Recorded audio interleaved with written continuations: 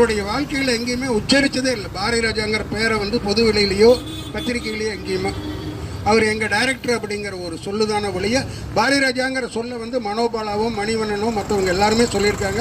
அவர் சொன்னதே இல்லை.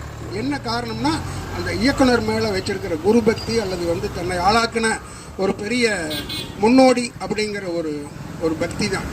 நான் பாரதி ராஜாவுடைய படங்களுக்கு அவர் வந்து தொடர்ந்து அவருடைய உதவியாளராக இருந்து படிப்படியாக அவர் வந்தார்.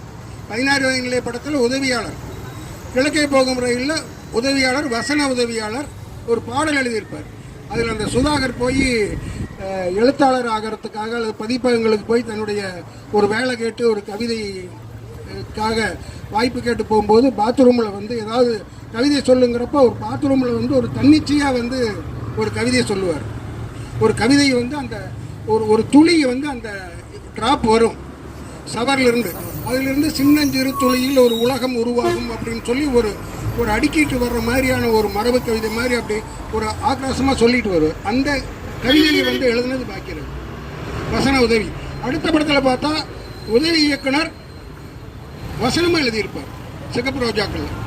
அதில் கூட வசனம் எழுத சொன்னதுக்கு, நான் எழுதுறேன் அப்படின்னு சொன்னதுக்கு பாரதி ராஜா கூட இது கிராமத்து படம் இல்லை, ரொம்ப மாடர்னாக இருக்கணும், ஒரு த்ரில்லர் சப்ஜெக்டு அப்படின்னு சொன்னப்போ இல்லை நான் எழுதிடுவேன் அப்படின்னாராம். கமல்கிட்ட இப்போ சொன்னாங்களாம் இந்த மாதிரி பாக்கியராஜ் தான் எழுதுறாரு. பாக்கியராஜ் யார் அப்படின்னு கேட்டாராம். 16 வயதில் கூட உதவியாளராக இருந்தார். இல்லை அவர் எழுதிட்டு அவர் நல்லா செய்யக்கூடியவர் தான் அப்படின்னு. ஏன்னா அதில் வந்து அந்த சந்தைக்கு போகணும், காசு கொடு ஆத்தா வையும் அப்படிங்கிறது வந்து 3 தடவை சொல்லணும். கமல்கிட்ட சொன்னாராம்மா 3 தடவையும் நீங்கள் 3 வகையான மாடுலேஷனில் சொல்லணும் அப்படின்னு. அது எப்படி அப்படின்னாரா இவர் சொல்லி காட்டினாராம்.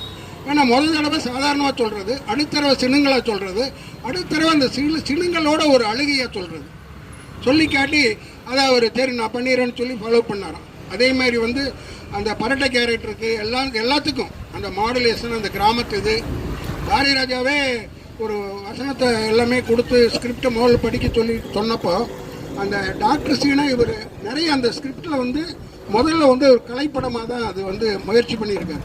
NFDCக்கெல்லாம் அப்ளை பண்ணியிருக்காரு. மயிலுங்கிற ஒரு கதையை வச்சுட்டு அதை வந்து ஒரு கமர்ஷியலாக மாற்றினது, கொஞ்சம் கமர்ஷியலாக்கி அது ஒரு வேறு மாதிரி கொண்டுட்டு வந்தது பாக்கியராஜ்.